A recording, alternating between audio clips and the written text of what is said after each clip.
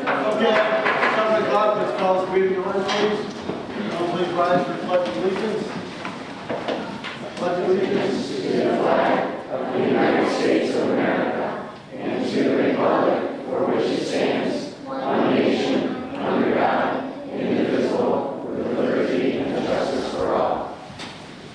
Roll call, please. Here. Liston, Present. Fletcher, Here. Richardson, Here. Riggins, Here. Monthausen, Here. Rulitz, Here. Hernandez. Here. A quorum is established. Do we have any amendments to tonight's agenda? Okay, if not, we do have one presentation to the Girl Scouts in appreciation of their tree planting. So girls, would you like to come up? And of course, they're fearless leaders. You want to tell the city council what you tell these guys when you turn it around? Yeah, tell us about what you guys did.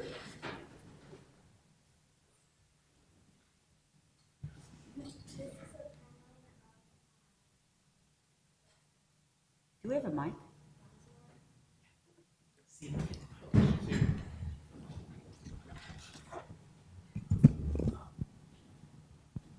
Speak nice and loud, girls, so they can hear you on TV.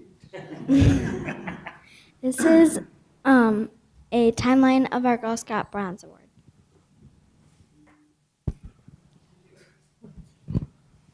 We planted a tree at a park in Yorkville.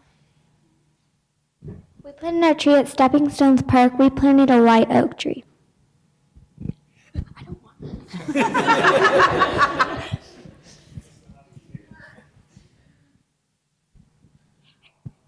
It might be easier if you take a look, if they take a look. Yeah, that They really weren't prepared to talk tonight. But if you, what did you guys do first?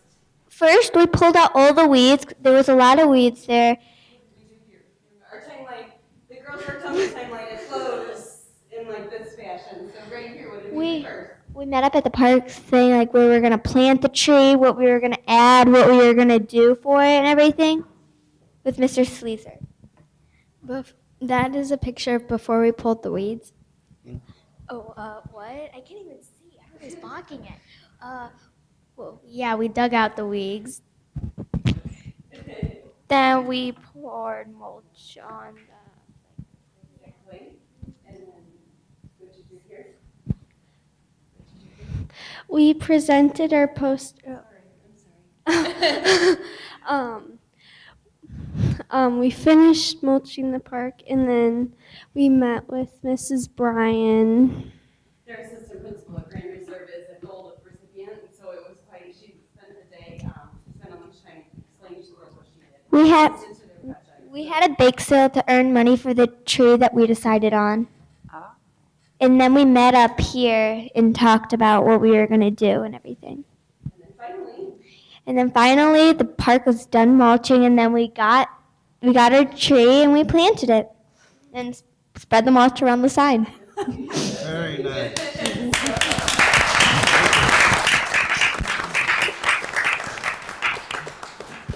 Well, that tree will be there for many years, and hopefully when you girls get your gold award, that tree will be about 10 feet tall or more. But the city, we have some certificates for you girls that we would like to give to you, okay? Let me read one certificate and then I'll call your names out. So as a certificate of appreciation, the Mayor and City Council of the United City of Yorkville present this certificate to Madeline Carter, Girl Scout Troop 1441, Yorkville, Illinois, in appreciation for your service to the community and for the efforts of your troop to beautify the Yorkville area and the Stepping Stones Park by planting an oak tree. Your ongoing support and contributions to the Yorkville community has made this a great place to live. Done on the 7th day of October, 2017. Which one of you are Madeline? Madeline, thank you very much. That's for you. Amelia? Thank you, Amelia. Only Boy Scouts stick with the left hand. Caitlin? Thank you very much. That's for you. Madison?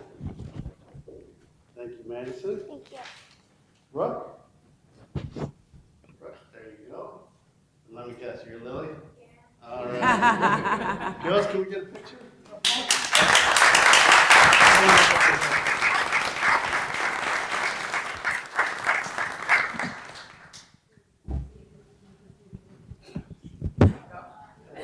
Perfect. And there you go. Good job. Brooke, you wanna sneak in? Lily. Lily, scooch in, scooch in, scooch in. Good job. You guys should move, Lily. Come on over here, Lily. You seem lost over there. Sorry. Can you stand easy right there? Here. Perfect. Perfect. There you go. That's much better. Hands off.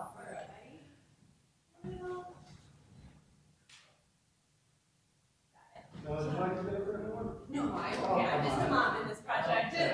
So. Okay. Let's give these girls another round of applause.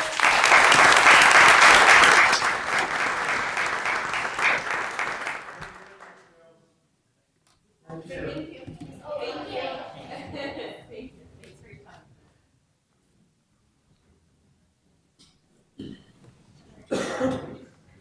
Okay, we have no public hearings this evening. Do we have any citizen comments on items that are on the agenda this evening? Russ, please state your name and sign in, please. Yeah. My name is Russ Walter. I'm the president of the Yorkville Library Board. First off, I'd like to introduce our new director, Elisa Topper, who's here today. Welcome, Melissa. And we do have an event this Saturday, Donuts with the director at the library, so you're all welcome to come.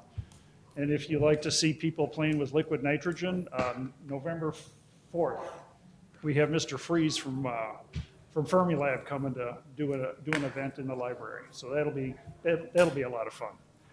But what I'm up here for is to address a memorandum that I saw in the packet about the intergovernmental agreement with the library and the city. First off, didn't know this was happening today. Didn't know that the administration committee was meeting to talk about it. So it was a surprise. I was listening to Wispy in my WSPY in my car, and I heard the report from them that you guys all met, was talking about the intergovernmental agreement. The only reason I found out about the discussion today was I was looking on the city's website, looking at the agenda to see if Gary had appointed anybody to the open spot on the library board. Found this. Little dismayed by the memorandum because there's a lot of inaccuracies in it. Number one, there's a typo, 2018. It said 2017 is when you were gonna terminate the agreement. The first item on there is the full building study of the library, that the library was supposedly notified that we were gonna pay $30,000 for. That never happened. We never were told it was gonna cost us $30,000. Nobody from the building study group ever visited the library that anybody in the library knows about. They never came in the building, never asked to be shown around, never looked at the mechanical systems, never looked on the roof. I don't know what they did for $30,000, but it wasn't worth it. I know your report is 1,100 pages, so somewhere in there might be something that they did, but they were never in the building to look over the things. Let's see.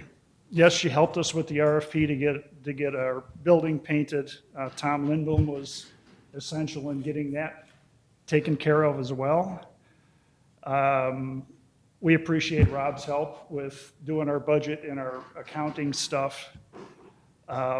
As far as assisting with the logistics of the library events at Hometown Days, this year the park department had nothing to do with it. Last year they were instrumental in getting us going. This year we asked them for help, they said no. Asked the Public Works if we could borrow cones, they said no. Wasn't in the intergovernmental agreement, so that was that. Looking over Bart's numbers, it says what the city does provide I guess we can't argue with the administrative payroll processing and financial reportings. They seem a little high, but whatever. As far as on page 2, we're talking about what the park employees do with trimming, pruning, and weeding. We hire somebody to do all that. Edging and spot spraying, we hired somebody to do that. Mulching, we had ComEd deliver 2 loads of shredded trees, and we had volunteers to spread that. Interior lighting maintenance, they do help us with that, and we do appreciate what they do to help us change light bulbs when they burn out. Sign maintenance, we take care of that. Raising and lowering the flag, I don't know where that came from because our staff does all that. So I'm not sure where all those numbers came from, other than, I don't know, pulled them out of the air. We do have a very professional, this one paragraph after the numbered items talking about the hostile, I'm not a public speaker, by the way, so. The library has never asked taxpayers for an operating fund increase. In fact, there have been times in the years past that we have operated in a significantly less than the 0.15 allowed levy. Several years we operated at 0.11, although that was before the new building was built. Our current budget problem was caused by the city staff moving the library levy out of the overall city levy onto our own levy, which was capped. So we're working through that. We have a professional and qualified staff and board that has the big picture in mind for the library.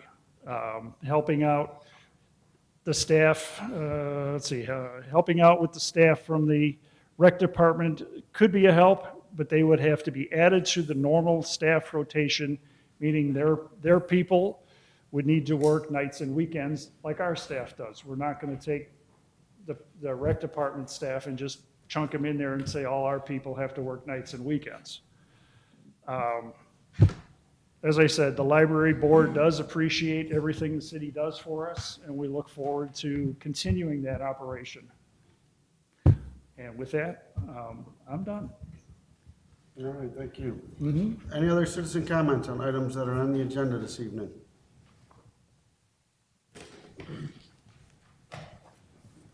Okay, hearing none, I'll entertain a motion to approve the minutes of the regular city council meetings of September 12th, 2017 and September 26th, 2017 as presented. So moved. Comments, questions, or corrections on the minutes? All those in favor of approving the minutes as presented, please state aye. Aye. Opposed? Okay, no mayor's report, no public works, economic development, or public safety reports. Admin committee report, I will turn it over to Alderman Milszewski.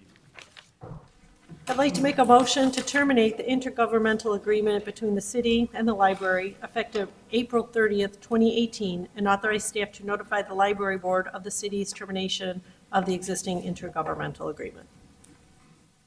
Do we have a second? Second. Comments, questions? Yes, sir. You know, when I read the memo and I'm not on admin, obviously, so I didn't know this was coming, but when I read it in the packet, I guess the only concern I have with it is we still have some time before we actually have to give them notice, correct? I mean, right, well, what's the cutoff date? It wasn't 90 days in advance. 90 days in advance. There's no proposal as to what we're looking to change.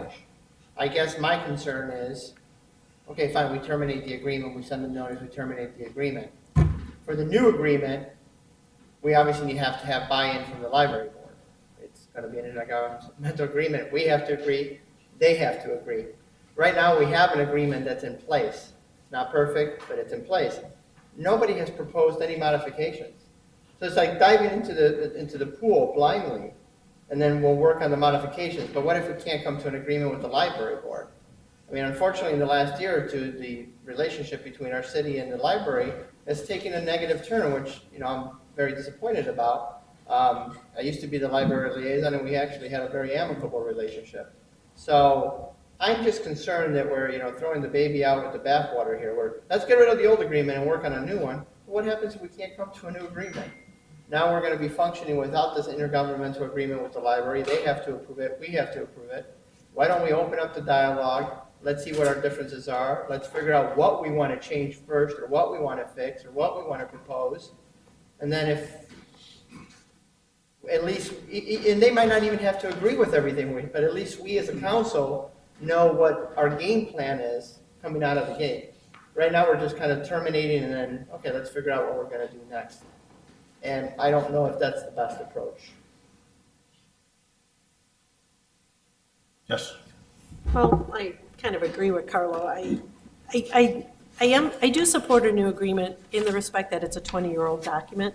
And as we talked at the library yesterday, things have changed, especially for them. 20 years ago, look how little they were, look how they've expanded. So I think it's a benefit to all of us to sit down and update it and get a new agreement. But I was kind of surprised that we were going to terminate it right away. I thought we were going to have a little bit more discussion, and I agree that to have something to go on. Maybe have a joint meeting. What are their needs? What are our needs? And then proceed. Because I do support it. It's from 1997, and a lot has changed in that 20 years. What was it? Oh, go ahead. Well, I'd add to that, the technology has changed. I have a junior to high school, and they read their books. It's all online. It's actually each kid gets passed out a Chromebook.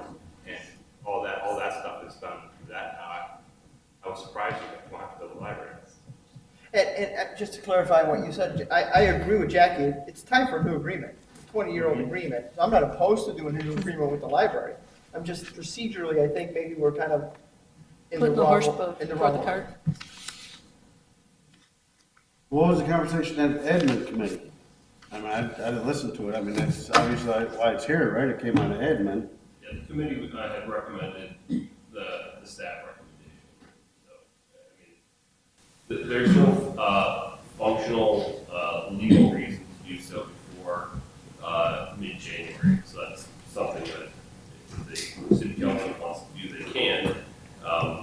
Obviously there's a fair amount of discussion and miscommunication between staff and elected officials and appointed individuals on both boards. And so I think the intent of the staff recommendation was to just be as clear as possible that we expect a new agreement to be in place by May 1. And this, to me, was the clearest, most definitive way to make sure that occurs rather than diving into the weeds and having a discussion and maybe nothing happens on May 1. Really forcing ourselves to put a deadline in place May 1. But there, you can still act on it the first meeting in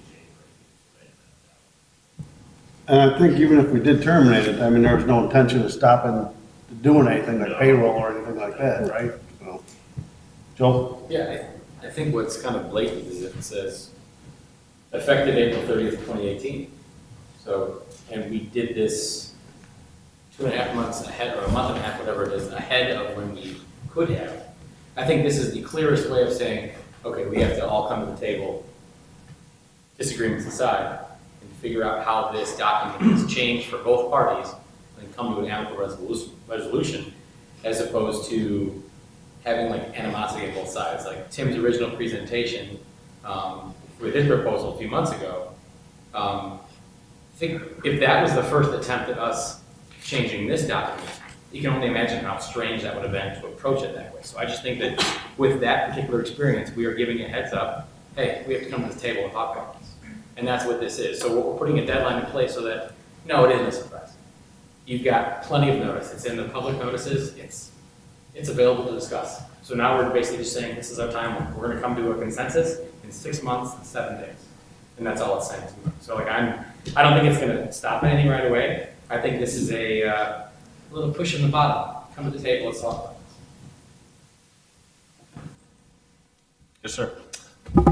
Having been the liaison, as Carlo, to the library board, it seemed to me that there was a lot of disagreement in the time I was on there as to really what constituted the agreement with the city. I don't think there was ever any consensus as to, what was in there and what wasn't in there. It seemed to me that there was always questions arising without really getting straight answers as to, what the responsibilities were between the library and the city. So I would welcome seeing a document developed that kind of lays out what the agreement is. Because right at this point in time, I'm not sure what it is. Anyone else? Yes, ma'am. I guess maybe what, going there last night, and because now I'm the liaison, which was a good experience, is to maybe to everybody come together and even talk about the existing. I think they're all, the library board, and you've appointed, they're basically, we discussed yesterday, everybody's new except one person who's been there actually since 1997. None of us were here in 1997. Has anybody really read it and discussed it with them? So I think a new agreement needs to help us all learn and be looked at positively. That's kind of what I tried to tell the library board. It's just, let's all get on board because none of us were here in 1997. Let's get it updated. And I even told them, what's your laundry list? What do you, now you have events like your book sale, and what do you need more from us? So, it's like, I think we need to have a give and take and do a new agreement. Yes. Honestly, I think the process that Bart's laid out is a good one for this issue. It gives us several months to plan, wipes the slate clean. We're not looking at a 20-year-old document that truly has not been working, as we've had a couple liaisons, and you're new into it, but 2 liaisons that have said there have been issues.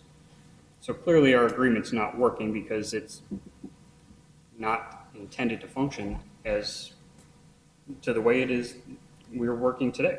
I mean, everything has changed about how we operate the library, how we work with the library. So it's time to actually just clear the slate, come up with a new plan, and this gives us months to do it and puts our feet to the fire. We have other agreements that we've talked about working on, such as the school, which has been out there for 3 years now. So this actually puts our feet to the fire to actually do something and not be like typical government. So I'm in favor of it. Maybe if we had terminated the one with the school, we would be farther along than down 6 years. It's self-terminated, it expired with no renewal, we continued to offer the services and it hasn't. Different strategy. I feel the same as Alderman Funkhauser and Readers. I think it's a good plan. All righty, anyone else? Roll call. Mulcauser, Aye. Wilczewski, Aye. Hernandez, Aye. Coe, Aye. Wiltshire, Aye. Readers, Aye. Jarulis, Aye. Colosimo, Nay. motion passes. Nothing from the Park Board, Planning and Zoning Commission, no city council report, any city clerk's report. Any community and liaison reports? Yes, sir. Just report on the AACVB. After our last council meeting, we had approved the amendments here and sent it back to the CVB. After a very long and tense discussion, the CVB did accept our amendments. So they are proceeding with that. Are you bringing it back? We are not.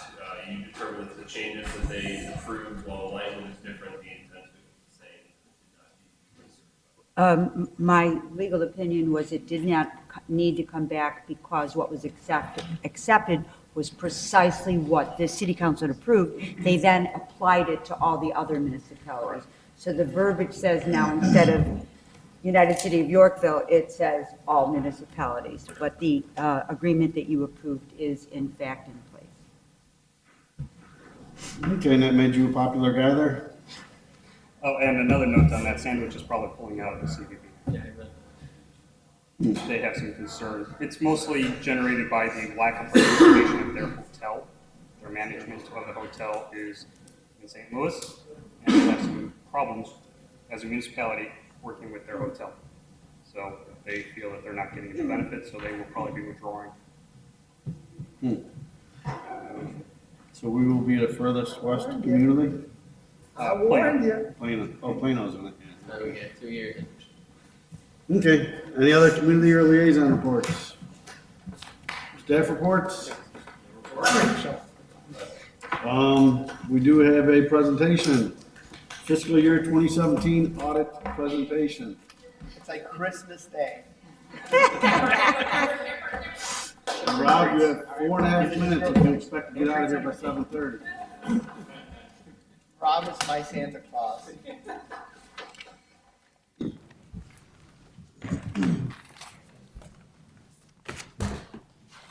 I hope Rob is going to quote from the audit. Good evening. My name is Jamie Wilkie. I'm one of the audit partners with Lauterbach and Amen. So I'm going to start just briefly covering the audit process itself. I know Rob then will be going into some of the numbers detail as far as the results for the fiscal year. So we're going to start off this evening with the large bound document. I saw many of you thumbing through that this evening. So the large document is, in fact, our comprehensive annual financial report for the fiscal year ended April 30th, 2017. This is an annual endeavor, basically starting about in the month of April, where we come out for planning with staff. We then go into actual testing of accounts and internal control documentation and assessment. Then going into our draft process of the CAFR itself, some back and forth discussion with staff going through that draft process, and obviously resulting in our presentation this evening. It is a long process, as you can imagine, lots of communication back and forth. I wanted to thank both Rob and Bart and the rest of the team. They really do an outstanding job preparing for the audit. It is an intensive process. And I would like to make sure the council's aware we had, again this year, no material adjusting journal entries. That is a big deal in the government world because typically we come into a community of this size and do in fact have to make certain adjusting entries at year end to get the books in compliance with reporting standards.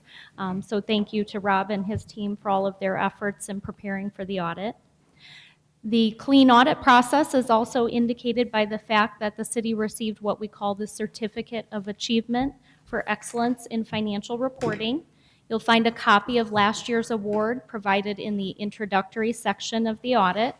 That is a third-party review of the financial statements. It's really the highest level financial reporting we can have in the government world. So again, kudos to the staff and management for going through the process of getting that certification as well. If we flip to page 1 and 2 of the document, you'll find the independent auditor's opinion. As I stated, we had no journal entries and no internal control issues, so you'll find a clean audit opinion on pages 1 and 2 of the document, roughly 10 pages into the report. A clean opinion is what we call an unmodified opinion. That is the highest level we can issue. Our goal when we come in for our financial statement audit is to ensure that the financial statements are materially correct as presented, and that is in fact what that audit opinion indicates. Immediately after the audit opinion, you should find a very important section labeled Management's Discussion and Analysis. You'll find 12 pages provided here, indicated by MD&A 1 through 12 on the bottom. I know it's a large document. I think you guys are close to 200 pages here. These 12 pages are really intended to be the executive summary to the audit. It is in fact prepared by management. Rob and Bart have done an excellent job of capturing some of the key transactions for the year. I won't go into a lot of detail within that MD&A, but really did want to point it out from council's perspective. I would encourage you to read those 12 pages in detail. The last section of the large document I want to point out is actually all the way towards the back. It's what we call our statistical section, starting on page 126. The statistical section is in fact one of those required sections for the Governmental Accounting Standards Board Certificate of Achievement Award. And what you'll find here are all kinds of 10-year trend information tables. The first several will provide financial highlights for the last 10 years. As you make your way through that section of the report, you'll also find information on property tax data for the last 10 years, outstanding debt, operating indicators, information about the local economy. So really a wealth of information at the back of the report. I know for all of our boards and councils, there's really some good references within that section of the report. And that section will in fact take you all the way to the last page of the CAFR. I would be happy to answer any specific questions on the audit process. I know I'm going to hold the numbers discussion for Rob. I did want to point out the smaller bound document that you have before you this evening, and that is providing our management letter. I believe they have that. Yes. Yes, it should be labeled management letter on the front. I think you've got a couple of small documents there. We'll focus on the management letter. As I said, we had no internal control issues, but the Governmental Accounting Standards Board, or GASB, is our standard setting authority that in the government world we have to adhere to. Unfortunately, they've been very, very busy over the last decade, keeping us in government on our toes as far as compliance requirements. So this year is no different. We have an upcoming GASB standard, GASB 75, which relates to how we report our post-retirement health care costs. And so in publicly traded companies, they have reported for many, many years the potential liability for post-retirement health care costs right on the face of their financial statements. I always say in the government world, we're at least a decade behind, so GASB is tackling that concept. That is not coming for the next couple of years, so that statement is provided in the management letter as a kind of heads up that it's coming. We'll be working with staff to determine what that potential liability might be for the city. The second comment is actually an update to a comment provided in prior years, really just an update on our funds that have deficit balances. So you will see in that update that one of those funds in fact came off the list.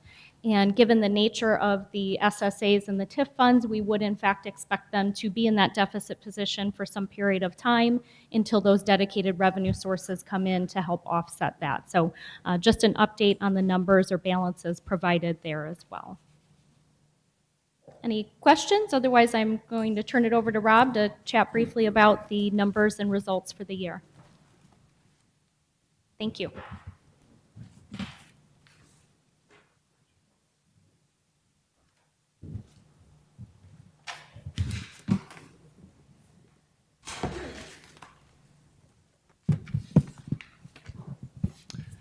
And now for a brief audit and CAFR overview.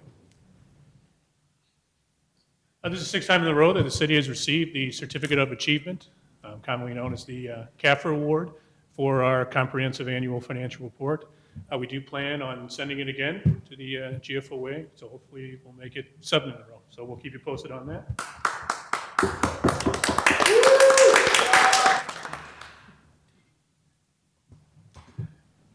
Just a second here to pull up all the graphics. There we go. So here's a fund balance history of the general fund. We go back to fiscal year 2006, before the recession. At the end of fiscal year 2006, the general fund is at about $5.8 million, which is its pre-recessionary high. As you can see on the gray bars here, about half of fund balance consists of bond proceeds from the 2005A issue, which was used for the in-town road program for both fiscal year 2006 and 2007. Obviously, that money was spent down on that road work. You can see in fiscal year 2008, the black bar is significantly decreased as building permit revenues continue to decline. This is when the recession hit in the fall of 2007. Moving into 2009, you can see that the majority of fund balance at this point is receivables due from developers. Obviously, that didn't come to fruition because in fiscal year 2010, we wrote off the bad debt. Fund balance went negative to the tune of about $500,000. We were able to implement some cost cutting at that time. In fiscal year 11, cut that deficit in half. Fiscal year 12, we did some additional cost cutting measures. And this is when our taxes and intergovernmental revenues, sales tax and income tax, started to recover a bit. Fiscal year 13 was the first full year of the non-home rule sales tax. So we went from $1.2 million at the end of fiscal year 12 to about 4.2 million at the end of fiscal year 13. Fiscal year 14, fund balance dipped a little bit. If you'll recall, that was a year that we got rid of the municipal building fund, as well as a deficit equity position in the rec center fund. So we had a little bit of dip down to 3.8 million. And it's been pretty solid improvement since then. Fiscal year 15, fund balance goes up to 4.8 million. Fiscal year 16, up to about 5.7 million. And for the current year ended fiscal year 2017, we're at 6.2 million. So we've actually now eclipsed our pre-recessionary high at fiscal year ending 2006. Again, this just kind of mirrors what we've already talked about with the fund balance. This is the general fund budgets, surplus and deficit. Again, you're spending down bond proceeds here. Fiscal year 10, we had that bad debt write-off. And then you can see, besides the dip in fiscal year 14, over the last 3 years, we've increased general fund balance anywhere from $500,000 in the current year to about $800,000 in fiscal year 16, and then it was $1 million in fiscal year 15.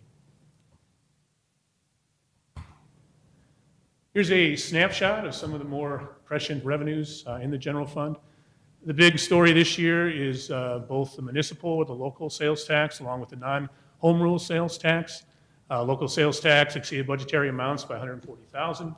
The non-home rule exceeded budgetary amounts by about $100,000. We're looking at year-over-year growth of about 6%, which is pretty solid. And we hope that trend will continue on into fiscal year 18 as well.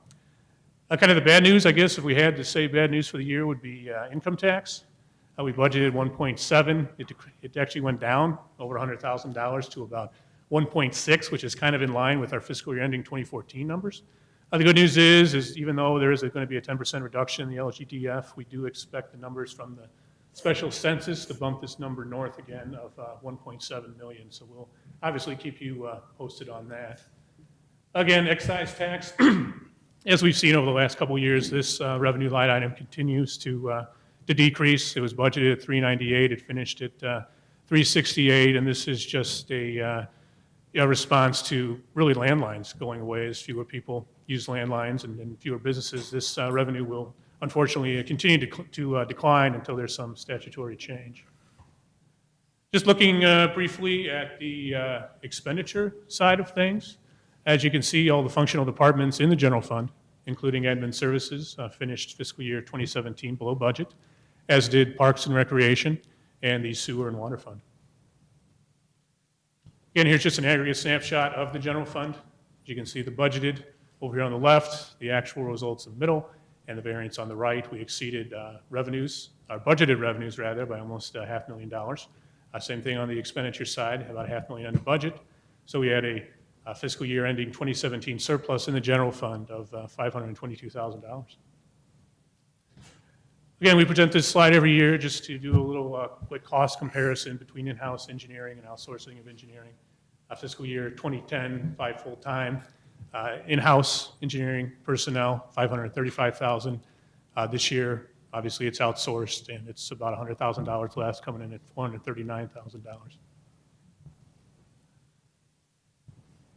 Delving into the CAFR a little bit more, we have some fund balance categories that starts on paper page or the bound copy on page 8. $984,000 of the general fund balance is restricted for the IMRF levy. That will be zeroed out in approximately 3 to 4 years, and we're required to show that in that regard due to GASB Statement 54. Pensions, a lot of information about pensions in the CAFR. From plan description to discount rate to the changes in the net pension liability. A long story short, the pension fund, at least the police pension fund, like the city, had a good year. Actually, you'll see as we get going in the next month or so, we'll talk more about the tax levy, and I believe you've already seen the actuarial valuation, but the percent funded actually increased from 39.5% to 42.3%, so not a bad year-over-year increase. Just real quick, the reason for the increase was there were some changes in the actuarial assumptions regarding mortality tables that had a positive effect. The fund did exceed its assumed rate of 7%, which is great. And then also, too, the city continues to fully fund its actuarial determined contribution. So those 3 factors have led to the year-over-year percent funded increase. Long-term debt, we have a summary of our long-term debt beginning on page 39. And then if you so desire, we do have debt service amortization schedules, which shows you every principal and interest payment due throughout the life of all our debt, as well as the developer commitment narratives, which starts on the bound page 51. The statistical section that Jamie alluded to begins on page 126 of the bound copy. Again, it's a great resource for looking at historical financial trends along with additional demographic and economic and operating information for the city, typically only about 10 years into the past. Some of the other items of note of the statistical section, you can see that as far as full-time employees go, we're pretty much in line in 2016 where we were in 2005. Of course, the height of full-time employees was in 2008 prior to the recession.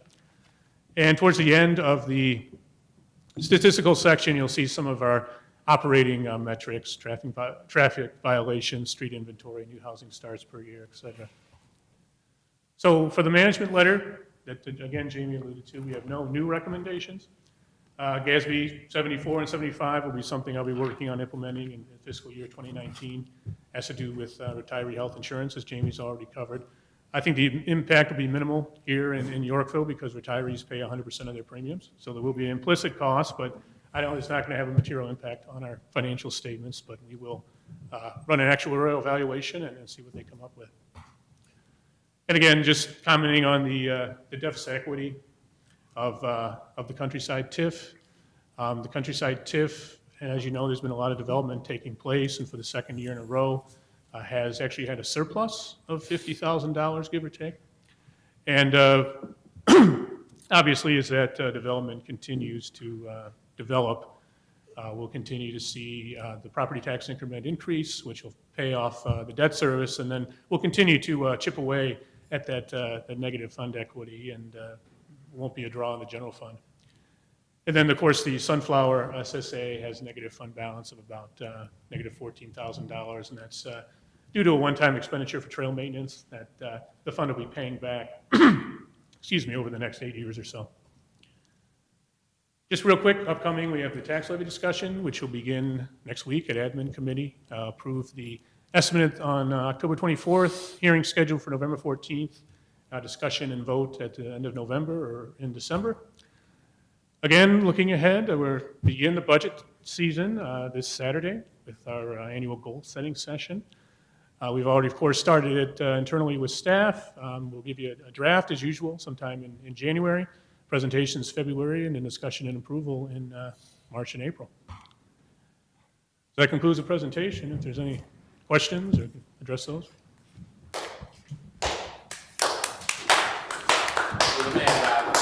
Thank you. Thank you, Rob. Nice job. Thank you, Jamie.